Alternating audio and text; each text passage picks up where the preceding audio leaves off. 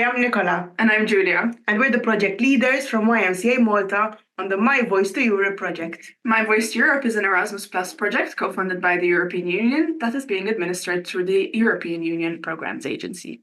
My Voice to Europe has brought together a group of young people to share their thoughts, ideas, and research on topics that they deemed important for the Maltese Islands.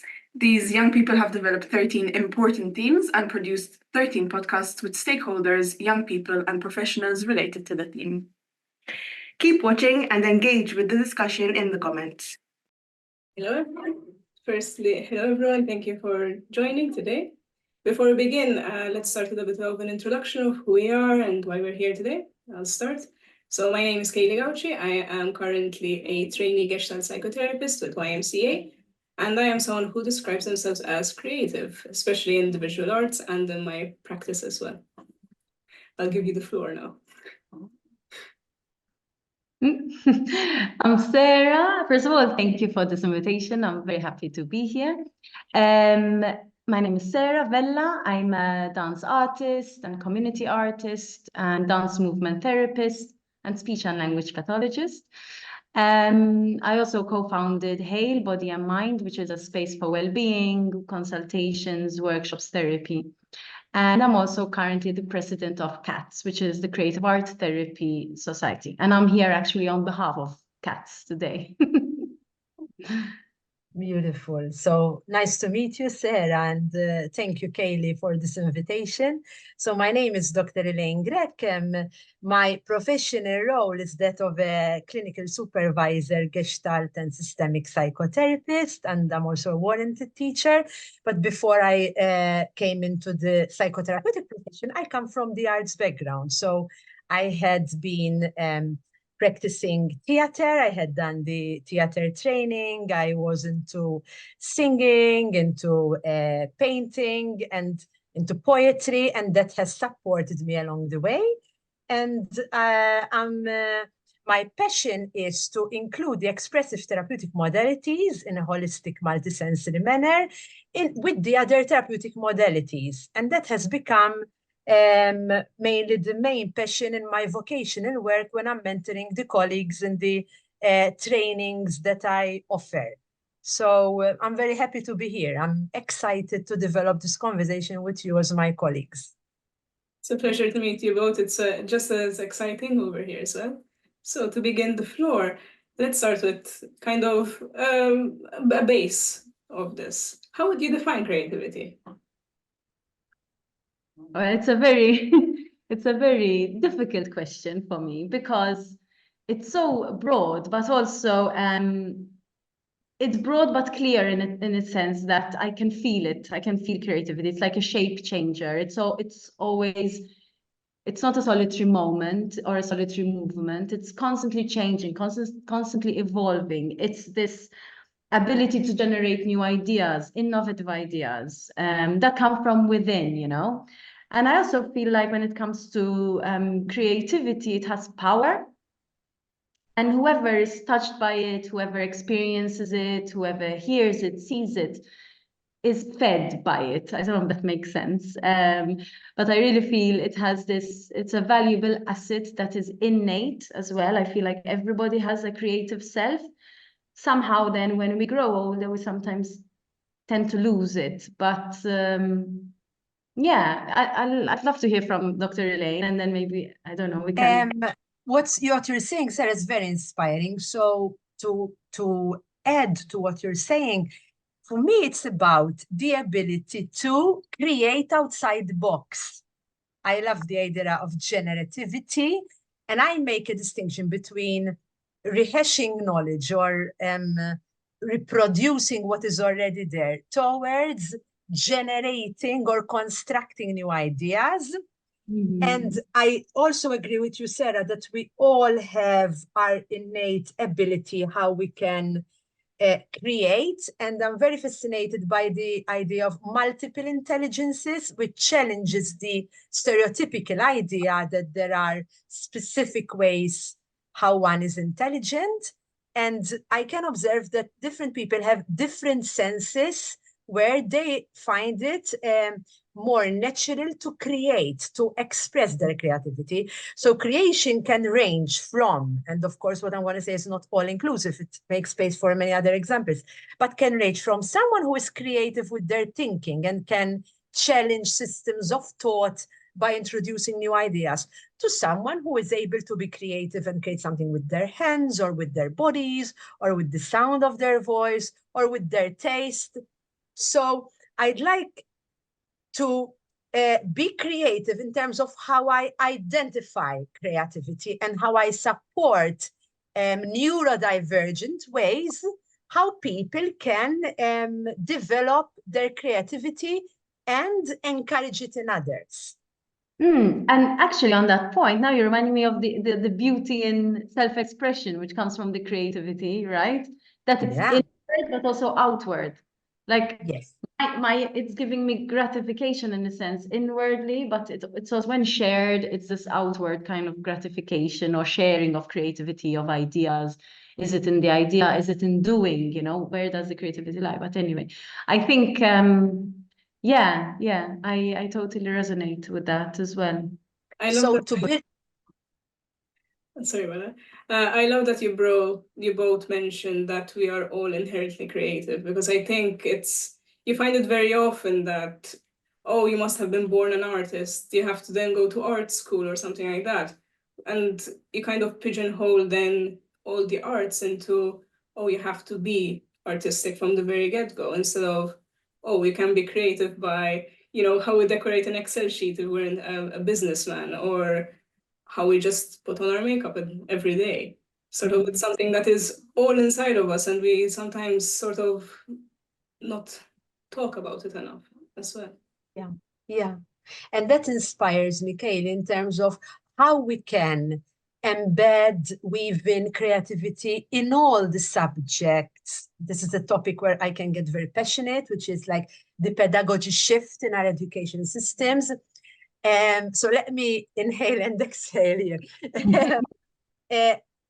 I was raised in the 70s and in the 80s, so I want to contextualize my cultural heritage, okay, in a typical Maltese village, which I'm very proud of. And back in my times, there were very set protocols in terms of what you need to learn. So, for example, I remember one of my primary teachers giving us already set compositions, the Maltese componimenti, that we needed to study by heart. And one of them, I remember, had the title My Family. And I remember always, how should I say, questioning this. I guess it was innate within me to question these pedagogies. And I remember resisting that. And I wanted to do it my own way and write it my own way, which for me was not going to for sure fit if I had written My Family the way she proposed it, because it didn't fit my family. And I remember the hard time I used to experience as a student when I was being taught by educators that, but that's the way, not the way it's supposed to be done. Can you read the regulations? And of course, you'll be penalized if you do not follow this. No? And I remember making a vow in that very moment. I think I was 8 years old, 9 at the time. I said, when I grow up, I want to be a teacher. At the time, I didn't know psychotherapist. I knew teacher. And I am a teacher as well. I want to be a teacher, and I want to do it differently. I want to inspire students to develop their own languages, their own ways of expressing themselves.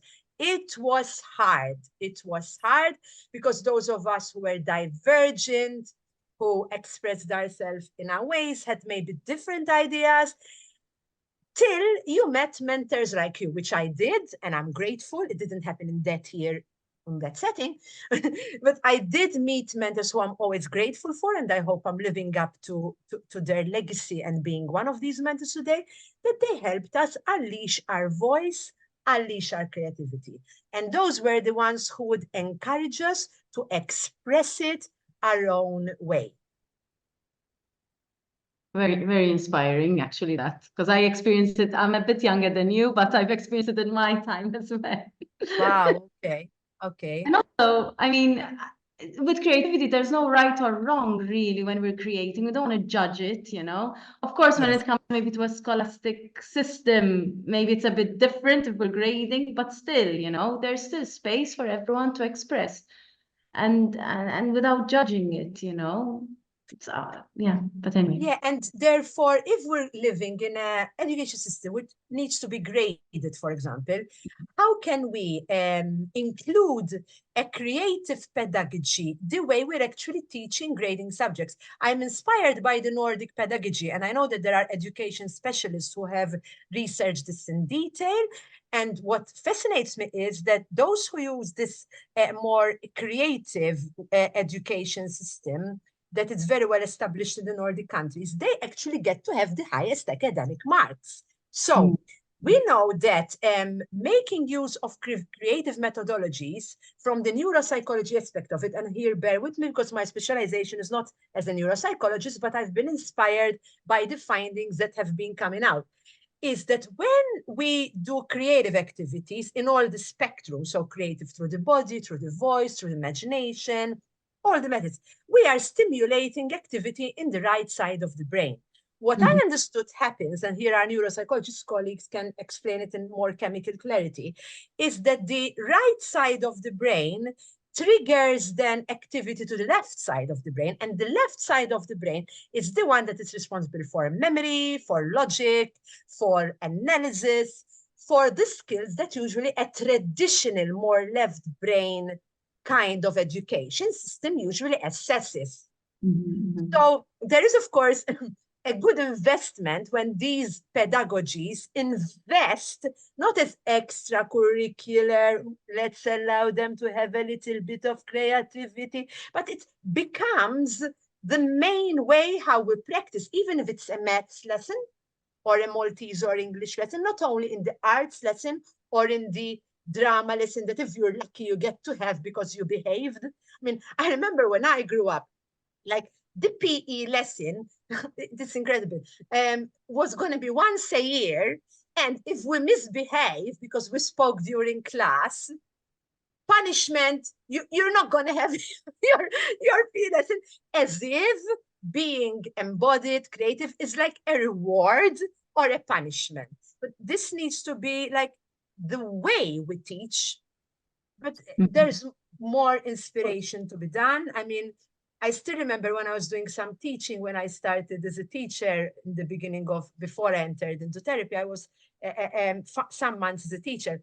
And I was with this group of Form 1 students teaching social studies.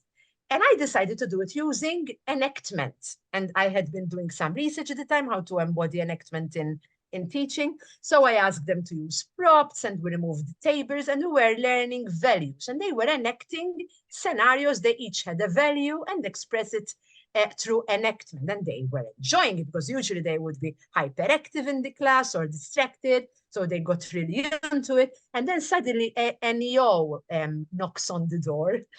And he goes like, hello, like what's happening here? Because he sees all these students, like they have kind of created a makeshift costume with their own uniform, and they were moving things around. And I said, welcome to this EO, because it was a spontaneous spot check, like on my teaching methodology. And I said, I'm so happy you're here because we want to share with you how we're learning. And I said, I'm being informed by this pedagogy, inspired by the Montessori method and all of that. And I think like I saw him like for a moment, he was even from an elder generation than I am. So I think like he looked at me like that. He froze for a moment. And then when he saw that kind of, I understood what I'm doing, because thank God I did. I knew what I was doing. He said, okay, let me leave you to it. And I was so happy that I was then, granted the permission, which was encouraged by school management. I had a very creative headmistress in that school to practice this way. And that's how I would encourage all mentors and educators to practice, knowing that there can be challenges in the way, but there are also people who support these practices. Of course. I'm interested to know, since we're kind of three almost generations representing here, and you mentioned, Sarah, that you also encountered some difficulties as well in the education system, being a teacher as well in your practice, kind of if there was a story similar to Elaine's as well about kind of if you were met up with any obstacles as well. Well, obstacles in the sense when I'm lecturing, for example, at university, I bring a lot of props. Balls, scarves, elastic bands, I'm all in.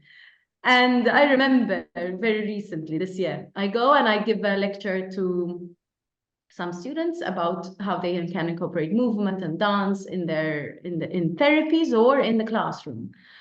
And this was a classroom they gave me with like projections. I don't know, there were things hanging on the wall. And I don't know where they were looking through, if there was a camera or a peephole, and we're playing with the ball, a soft ball. It wouldn't have done any harm, none. Anyway, we're playing with the ball, we're all adults, you know, it's not like with children, maybe they get a bit more wild. And then I hear the security coming in. She's like, you shouldn't be doing that. Why are you playing? Why would you move the chairs? I'm like, I'm here for a dance movement session, you know? We need to move, we need to dance, we need to create some, you know. So I think that's one I remember most recently, where honestly, and I felt a bit attacked, and I said, Mom, questioning, and then you start to question what you're doing, you know, in that moment. But we still did it, but then I saw her like passing by the security, you know, like I was under surveillance the whole time. But yeah, it stresses people out when you're doing something that in their eyes is unconventional, or you're at a setting, a classroom setting where you have the chairs, you have that setting that has been like that for years, day after day, and you challenge it. Yeah, it's great what Dr. Elaine said, where you have that support and people to tell you do it, and that encouragement. That inspires so much growth, so much learning, so much self-expression that I mean, yesterday I was part of the Arts and Culture for Wellbeing Forum by the Arts Council Malta, and this was a big topic. How can we include art and culture and bring dance, movement, music, art in the educational system? It's crucial. It's crucial, you know, because we're killing creativity. We're killing creativity. Yeah. And then working with youths and young adults, you tell them in a dance class, I give them a task to improvise. The kids still have it in them, but when you work with the adults or older or young adults, they freeze. They freeze. There's a lot of judgment. They judge themselves. They are almost that fear, that freeze moment of, I shouldn't be doing this. I can't let go. Or they think only of aesthetics. Am I doing it right? Am I doing it wrong? And I tell them, play. It's all about play and joy. Just don't think, you know, just create. And it's a struggle, even when we're talking about youths, and like, how can we instill that creativity in our young people and children? But rather than that, how can we sustain it? How do we know it, you know? How we inspire it, because there's the idea that I can only inspire others by being that. So if I want to support my students, my children, my mentorees to develop this spontaneity and to unleash their inner child, both if they're children themselves or adults, am I in a position to do that? How can I lead? By example. So no matter my role, but if I'm the one that I'm leading, I need to be comfortable to be able to befriend my own creative inner child in order to support it in others. I have another challenging story that now I'm going to share in the role of a parent. So throwback 13 years ago, I was in front of the kindergarten gate to admit my then 3-year-old child to her kindergarten school, her first day at school. And at home, we were used, me and my daughter, to sing at times to express ourselves. So it so happens that when they saw their kindergarten teacher coming, my daughter, and there must have been probably another child who joined in, started to singing the teacher's name to welcome her. So I'm going to invent a name. Let's say her name was Miss Elaine. So they started to go, Miss Elaine, and to sing. And at that moment, I was very proud that my daughter and the other children are expressing themselves, because I know how therapeutic it is. It will help them to regulate their emotions for their first day at kindergarten school. A management turned up at the gate, someone who represents the management of the school, okay? And she knew the name of my daughter, which I invent one, and she goes, for example, "Stop that, Elaine," addressing my daughter. And I was like caught by surprise because I said, as a parent, as a teacher and psychotherapist, I said, I don't think she did anything wrong. At the same time, what do? I go into argumentation with the school management, and yes, in which role? In the role of a parent of this kid, in the role of a psychotherapist, a teacher myself. So I remember I kind of did a quick prayer, and I said, like, Holy Spirit, illuminate me here how to handle this, because I want to do something useful. And I turned to my daughter, and in a voice that the school management could hear me, I say to my daughter, it seems that here they are used to different ways how they can express themselves, while at home we support each other also to sing in order to express ourselves. Here they seem to do it differently. It doesn't mean that singing is wrong. It means that here they seem to have other rules. But of course, that threw me off a bit, kind of, because it gave me this idea that, at which level is expressive communication, therefore creativity, really encouraged? And then I was more perplexed when a few years later, we're gathered in this hall as parents. Again, I was there in the role of parent, but of course we carry with us our life and work experience, right? And there was another management this time, and this other manager shared some data from a study, which I don't have access to because she quoted. Apparently it was a European study, if I am not mistaken, where they interviewed children from different countries, including Maltese children at the time.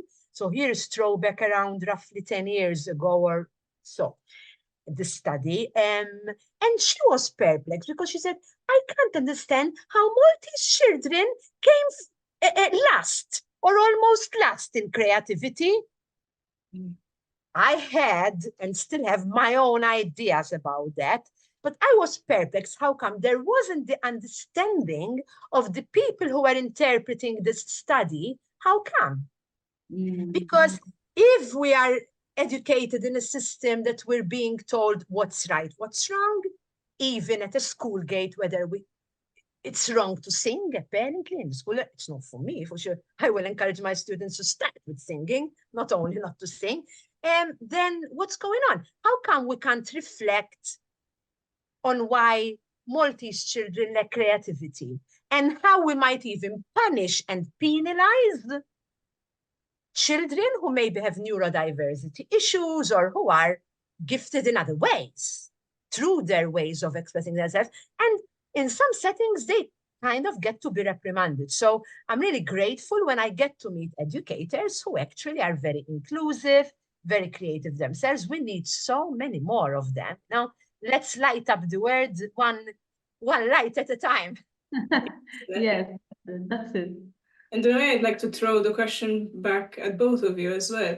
In what ways would you feel that, especially for youths, kind of cultivating this creativity, keeping it there for when they are adults, what would you feel would help to bring awareness to the issue and the beauty of creativity? Would you like to start with this one, Dr. Elaine? Yeah, sure. Thank you for your invitation. So I guess by being that instigator ourselves, by who we are, because encouraging imagination, creativity is not something you can fake. I love Einstein, amongst many other beautiful souls who inspired me. And I love a particular quote by Einstein. He said many wise things, of course, but one of his wise quotes is, imagination is more important than knowledge. So I'd like us to unleash our imagination and leading by example. In any role we have, be it if we're in a lecture theater, in an educational facility, if I happen to be walking in the street in my whatever casual clothes and I encounter a stranger in the street, if I'm raising children, mine or other people's children, I always say to my colleagues, we're everywhere in the role. We're not just in the role when we step on this professional stage, which can be called therapy, teaching, management, or whatever we do professionally. We need to lead by example. We need to be that. So if I am professing or preaching or teaching that I want to support open-mindedness, inclusion, creativity, construction of knowledge, I want to make sure I am that in every step of the way, including when I'm processing and encouraging the feedback of those people that I'm mentoring and supporting, because I want to make sure that what I'm teaching is solidified by the way, the process that I'm using. It doesn't make sense that I teach about creativity or innovative thinking or critical thinking or compassionate ideas if I do not live up to it myself, because then the student or the child will be perplexed. That, okay, so we're being encouraged and told that we should be creative, and then because I did this or expressed this idea, I got the feeling that that wasn't really received well, right? So am I really safe to maybe challenge that or do it differently? Yeah, it's true. It is a lot about, it's kind of this mirroring, right? So I see it, Yes. I see it kind of, and Yes. when we're in that environment. So I think a crucial point is what Dr. Elaine is saying, is surround yourself with people that are creative, that support that sense of, that instill that in you. And also another thing I would like to add is maybe to be present, in the sense that right now, especially I think the youths today, not generalizing but quite often, because I find myself sometimes doing it as well, and I didn't grow up in that, it wasn't my youth days, but we're so caught up in social media, on our phones, on doing and meeting and this and that. But sometimes taking the time to just be present, to notice the things around you, to not be scared to be bored, because actually the creativity comes from boredom sometimes as well. And then you see the little things. And when you are present, you notice these little things. And from something little, something small, something beautiful and something big can emerge. So there are no limitations, I think. So think big if you have the capacity to do so. Be present and surround yourself by people that are creative. If that's something you want to do, I understand maybe not everybody wants to be creative, but but as we said, it's something already innate within us. So let's nourish it.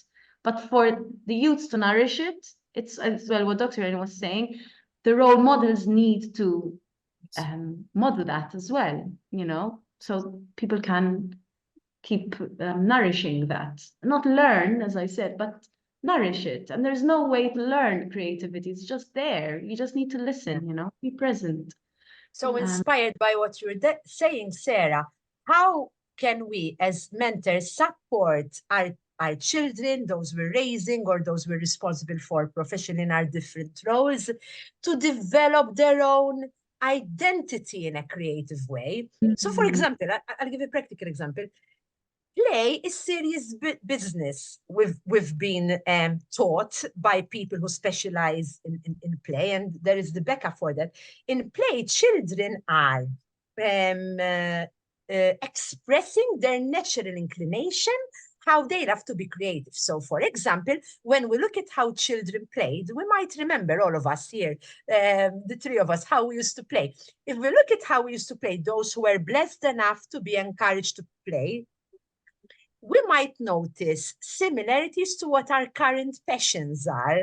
We might see the seeds for it, for how we played as children, whether we played using visual creativity, whether we like to move, whether we like to create stories, whether we like to make sounds. So if we support children to discover ways how they like to play, they're already practicing the skills that they will then make use of professionally when they grow up. If they're encouraged to follow their own instinct, their own pull, their own passion, what we've been challenged with, and I hope that this is changing as a system, is when adults, experts, believe that they know better than the child, be it their own child or a child they're mentoring, what he or she should study, should take up as a hobby, should choose as a profession, how they should move, how they should speak, what's this and that. It's as if we know better than the children, which of course I don't agree, what is best for them. And I meet adults who sadly, because they didn't have enough space to discover how they like to play, arrive in their middle age with an existential crisis because they suddenly realize that the profession they've been convinced to choose, which probably started from the subjects they've been coaxed to choose, the extracurriculars they were pushed to attend, they discover it's not in line with their life mission. And they feel so sad. For example, you have someone who tells you, well, actually, I would have rather gone into, I know, poetry and literature than this job that I've been so much encouraged by my father to do because it's been in the family legacy for 200 years or whatever. Because what's important is not the profession or job we choose, but how does it align with our vision? So how would we support people from young age to adult to get in touch with their vision, what they're being called to do?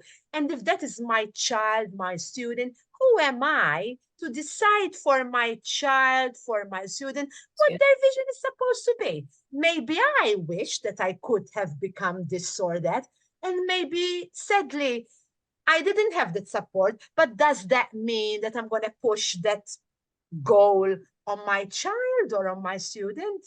I hope not. And of course, it's usually done with the best intention for love and protection. Very true. Very true, very true. And in a way, taking inspiration from that, sometimes being still in the student role myself, I sometimes notice that the creative jobs are not the ones put on the forefront. You know, we have the uchiya. When we're one, we place all of the things in front of us, and the paintbrushes and the music instrument are probably the ones at the farthest corner, and the book or the stethoscope are in front of you as well. So do you feel that Malta offers creative opportunities for youths to even discover this as a potential career as well? I think now definitely more than before, definitely. Unfortunately, though, I don't feel it's something well attended by youths. It's a bit from my experience, let's say. For example, I wish to see more youths in the theater, you know, come there or with their parents coming to see shows, any shows. And it seems like a lot of activities that are created are either for children or for adults or for all ages and abilities. But the all ages and abilities, usually it's children, their parents, maybe the elderly, you know, so they're very targeted that way. And the youths, not forgotten, I don't think they're forgotten, but I see not much of a response coming from the youths. I'm not blaming the youths at all in this sense, but I find that with this generation, there's it's harder to commit to certain artistic and creative projects. Also because the friends are going out, so of course they'd rather go out than come to a dance class and commit to something. I find sometimes a bit challenging. And I always question why. Why is it so challenging? Because if I compare to how I was, dance was my life. I used to miss so many events to be there for my dance class. And it's the thing, you know, oh, I can't, I'm in rehearsal, I can't, oh, she's at a dance class, oh, she's fine, you know. But I was lucky enough to have people around me who encouraged that. And I understand some people won't, maybe because of financial stability. You know, there's still this stigma about the creative arts not being financially stable, and people need that security. But also some people do it just for the fun of it, but not to take it on professionally. So of course there is the lack of commitment. And then when it comes to the decision of should I go out and do things with my friends, or go to the theater with my mom, or go to the theater with one friend rather than the whole group, because it's not so popular, you know. But I really miss seeing, you know, we're lucky enough nowadays to have so many things going on. You can watch a show every weekend, you know. It wasn't like that. I'm Yeah. 36 now. It wasn't like that. There wasn't even a BA in dance when I was studying. I had to leave the country Yeah. to study dance. Now you have the BA, you have the MA, you have the performing arts, you have MVPA, you have MCAS, you have, wow, I wish I had that, you know? Yeah. So knowing even my dance students, I'm like, where are they? It's the dance festival. How come none of the students are here? I'm at Sfin Malta, watching Sfin Malta. None of the students are here. Where are the youths going, you know, that are creative and say want to take it passionately and forward?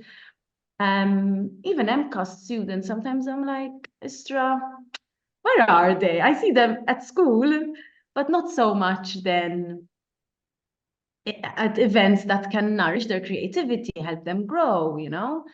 Yeah.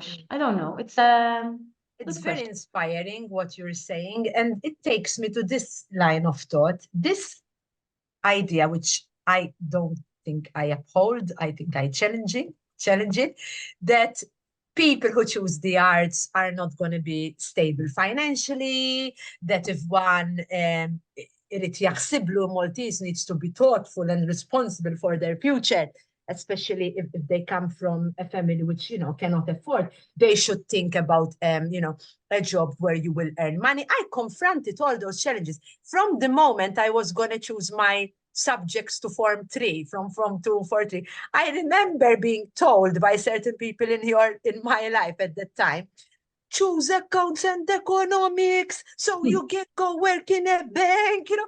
And I picture me working in a bank, and I thought like, not for me. For some of my good friends who are happy there and they made the right choice for the soul, I think I would have gone completely crazy. But that was the idea, because there is this idea that the creative arts is not a financially secure way of stabilizing your career, which is kind of fed and, how shall I say, encouraged in an education system which perceives artistic subjects as extracurricular, or to relax a bit, or, you know, Yeah. That's kind of not taken seriously. That's not the way I see it, because the way I understand our life mission, which will lead to abundance in every way, including, of course, financial stability, abundance, okay? I do not come from a place of financial abundance. I come from a place of lots of financial challenges. As a kid, I needed to work part-time since 15 years of age, get permission to work in order to be able to pay for my own O-levels at that time, because they were not going to be paid for me like for other students. But I come from the idea that if you have a dream, a mission, follow it, because that's where you will be successful. I know today, if I had followed that pressure to go into finance, because there was this misconception that finance or the law gets you more money, you know, I'm so grateful I didn't listen to that, but I listened to other creative teachers whom also mentored me, who told me, okay, follow your heart. I remember one of my inspiring teachers who told us, dare to dream, because I believe in you. You're such a good group here. You know, whatever you visualize, you will make it happen. Well done. Well done to the teacher. And I had another teacher whom I'm also grateful for, who used to invite me to enact poetry, because he knew I loved poetry and enactment. And he would tell me, Akulina was my surname at the time, Akulina, go, Rosal Briffa poem. I know you love it. Go for it. Explain it to the class. I want to, you know, commend him, Mr. Tarcisio Zarp. He's one of my best mentors at the time. He really supported me. He had even at that time given me private lessons because I couldn't pay some of the private lessons. And he really took me, under his wing, and here I compliment him always. So there were already, even at that time, so I'm speaking the 80s and 90s, specific mentors who would encourage us to follow our vision.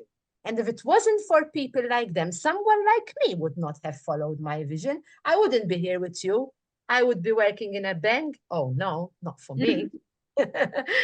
Am I now in the right path? I believe so. So I want to encourage other youth out there who maybe need and deserve some backup to follow their dreams and to listen to their heart in terms of where they will be happy. Definitely. I mean, of course, what I meant with fun, it's a theory that people think it's not Yeah, agreed. But there are nowadays as well so many different branches of creative art, that people can explore. So definitely, and I agree 100% with what you're saying, Dr. Elaine. It's very much, if you have a passion for it, you will make it work. You will make it work at all costs because you believe in it and you have a passion for it. And with the right support, of course, because you cannot do it alone. I feel like collaboration and having a support system is key to success as well. But yeah, definitely. I mean, we're here today because of creative arts. So yeah, definitely.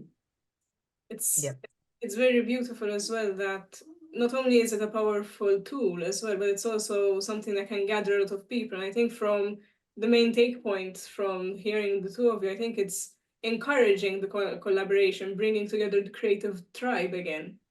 Having that school of thought, having the round table of creatives to discuss the way forward as well. I like the word creative tribe. Oh, me too. I might steal that. Yeah. I learned it from my mentor as well, so we keep passing on the knowledge. I love this experience of the tribe, and it's so supportive. It's so unleashing of our own vision, and how grateful I am when I get to be in such spaces like this is one of them with the two of you. And I also experience this sense of tribe with people who share this way of being with us in their different walks of life, in their different modalities. I really love multiculturalism, inclusion, diversity, multidisciplinary practice, because it's really enriching.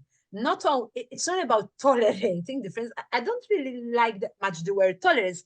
I love the word celebrating differences and coming together with our different ways of being creative and innovative in our different sectors. And yes, we do need that sense of tribe because we cannot do it alone. We cannot, and we want to encourage this collaboration between different practitioners, different service users, different students, different mentors to really come together. And therefore, such an initiative like the one that we're experiencing here is part of this project, of this mission, right? Of course. In a way, also to help close off this lovely conversation, we're mentioning daring to dream, collaborating, pursuing passion. Would you suggest anything outside of these three for any aspiring creative youth that maybe are listening to this podcast as well, to help them get into the creative arts in Malta, especially drawing from your inspirations to approaching it as a profession as well?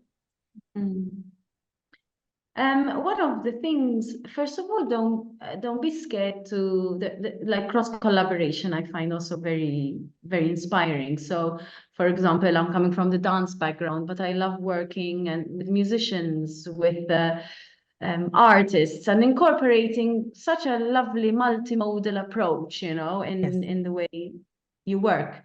Because it's you grow a lot, you learn a lot. We're never experts in anything. We're always learning. So keep learning, keep networking and communicating and connecting with people. A lot of inspiration comes from that as well. A lot of growth comes from that. And also, there are two things that I find as a creative practitioner, which is always difficult to do. One is to say no to things. So also know your boundaries. I think that's also healthy to say no to something that maybe is not part of your vision, not part of where you want to go, because you can get quite lost as well, because then there is a lot out there once you go into that world. It's broad, it's varied. Learn how to say no to something that goes against a bit what you're thinking, and to selflessly ask for help. I think it's so important to reach out when you need the help and support. Talk to people maybe with experience, reach out to them, learn from them, learn from your peers. So have the conversations, get the answers you want. It's not what I mean is it's not a sign of weakness to ask for help. It's actually a sign of growth, transformation. You want to move further. And there will be a lot of moments where you feel like you're blocked creatively as well. And you're like, oh, what's next? What am I going to do next? Breathe, ground yourself, trust in the process, be present, get bored if you need to, and take that moment to find the next inspiration. I think that's my 2 cents on that. That's beautiful, Sarah. I really support the lovely ideas you shared. And yes, and if there are some listening who maybe have not yet received enough encouragement and support in terms of following the dreams, or maybe they were led to believe that their ideas are not meaningful or who they are is not acceptable. We've mentioned this, but I want to highlight it again, to reach out to people whom they intuitively feel can celebrate them for who they are.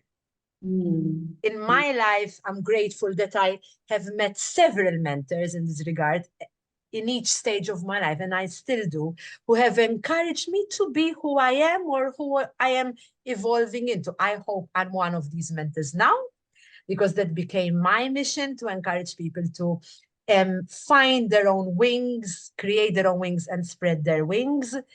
And I believe that there is an opportunity out there for us to be supported if we imagine it. And everything starts from dreaming it, imagining it, right? I remember dreaming, encountering such opportunities, and they eventually happened. People who could inspire me, who could encourage me. And then I want to also be grateful in opportunities in my own childhood, which did encourage forms of creativity. So, for example, I'm grateful that I got to play in nature and in my grandma's soil garden, and I would be experimenting with things in nature because those were my toys. I'm grateful for my late father, who was an artisan and who would, get his hands in there, and through what I observed him doing, was not afraid at all to invent things with his hands and be creative. And I would join him and create my own things when I had the opportunity. So I'm also encouraging of natural life experiences which can support that creativity, and people who might see that in us, those who might see us, acknowledge us for who we are, and encourage us to develop our identity, how we're being called to do. So I want to support also those mentors out there whose life mission is to help people from a young age or older see who they are and support them to follow their call, because that's very valuable work. Yes, very beautiful and very powerful as well. Something I could borrow from Sarah as well. It's not being afraid to play. Play doesn't have an age restriction, age limit, and just being creative and playing like we did today in this conversation. We're very playful as well. So I would like to thank you from the bottom of my heart for joining us in this podcast as well. Thank you very much. Thank you so much. Yes. Thank you. And Kayleigh, for anyone listening, if anyone is interested in creative art therapies and wants to reach out to Cats, please we encourage them to do so. We're here to help anyone. Fantastic. Yes, Thank you so much, and nice to meet you. Same. likewise. Thank you for watching our podcast. We hope you found it fruitful. So, what are we going to do with these podcasts? On the 11th of May at the Valletta Design Cluster, our young people will be sharing the results of these podcasts and the research around the project to our guests, which will include MEPs and MEP candidates of the upcoming election. Join us on the 11th of May at the Valletta Design Cluster by registering through the link on this post or by contacting us on info@ymcamalta.org. See you there.